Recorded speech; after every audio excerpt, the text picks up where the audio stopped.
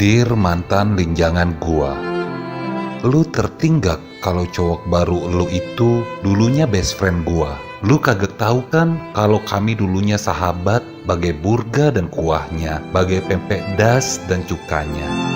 Tapi sekarang alangkah cemiknya gua, amun tejingat dia. Ada juga ntar gua babak pingkasin dianya. Dulu kami pernah ke mall yang ada kang gurunya untuk beli HP dan Android 2 ikak yang reganya selawi jutaan. Tapi sejak dia mempercugakan gua, haram kenya nak negor dia lagi. Yang ada meringankan gua aja. Baik anak Pakja yang besar di Sekaja.